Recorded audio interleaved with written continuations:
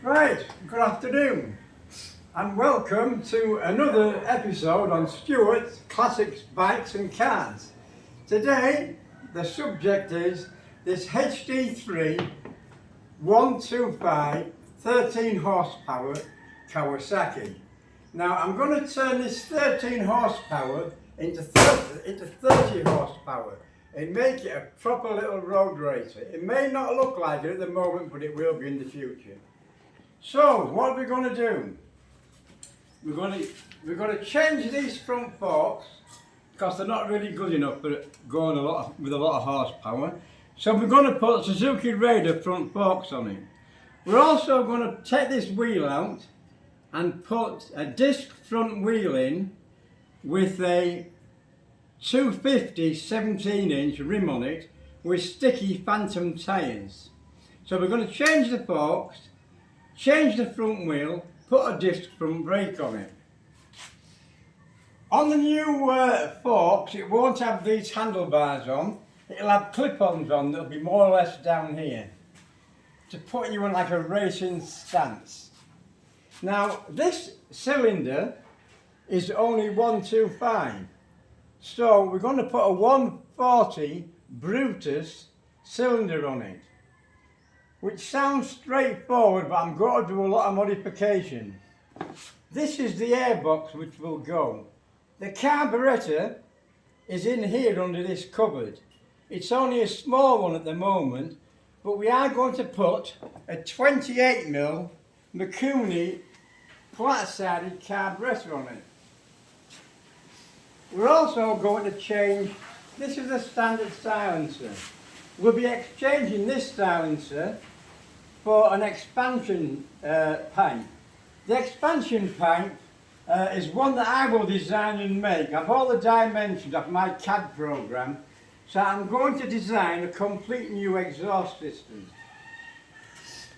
Also, if you look down here, this oil tank will also go, because the oil system on these bikes, these engines only rev to 6,500.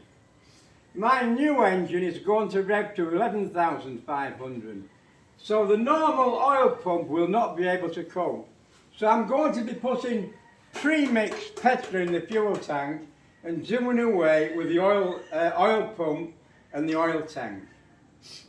Now these back suspension units are the standard ones. These will be going, and I'm going to put some gas shocks on which will improve the handling. This is a standard back wheel and brake.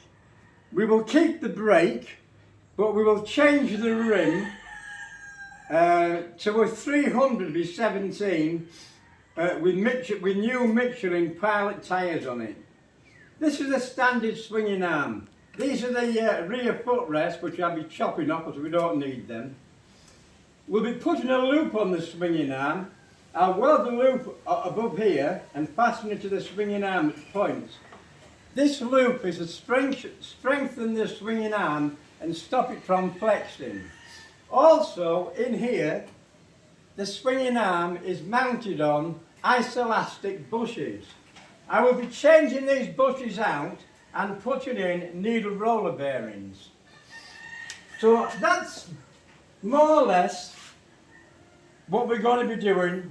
And now I'm going to explain a little bit about how we're going to make this engine from 13 horsepower to 30 horsepower. Now this on here, this piece here is a Brutus clutch. So I'm going to take the HD3 clutch out of the other side and put this Brutus clutch on because it's a better clutch.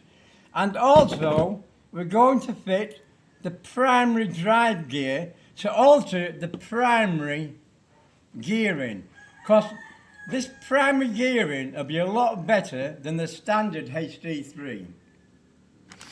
We'll also be fitting to the clutch brand new clutch plates. Now they're the solid steel plates, a full set, and they're the new racing friction plates. So we will be changing the clutch plates to a different set.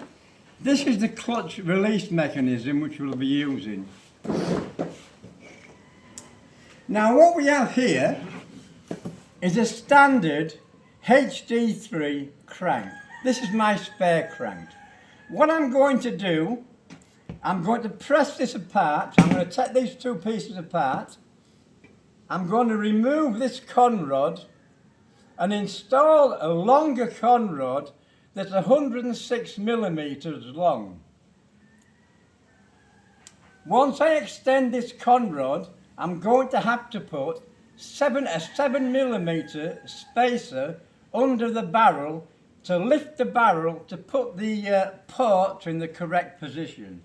So we're going to split this, put a new conrod in it, 106 millimeter long rod. I'm going to put a silver plated small end in, which is better for racing. I'm going to put a new big end in here.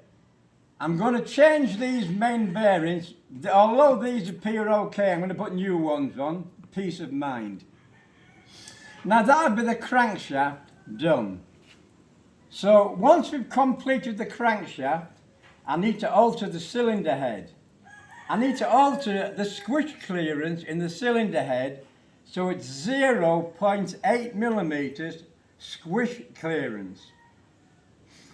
The advantage of pushing a longer rod in an engine is that mosquitoes is that when the piston, which fits on here, is at the top of the stroke like this, if it was a small rod like this rod, it would have to bend more because it's a longer rod. But when you put a longer rod in, the piston has an easier life at the top of the stroke.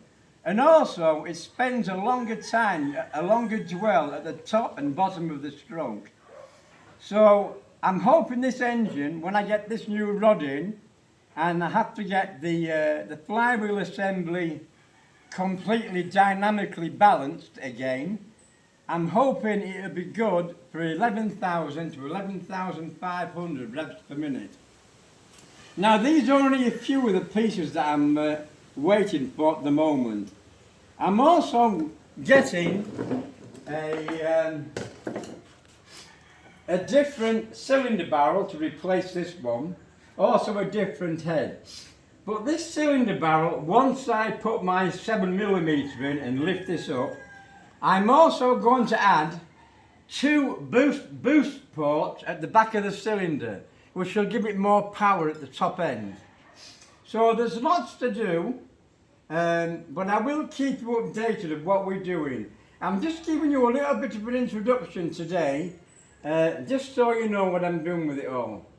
So keep watching and keep looking at Stuart's classic bikes and cars, and don't forget we're doing a restoration on this TR7 at the same time. So keep watching people, there's lots happening. Thanks and goodbye. See you tomorrow.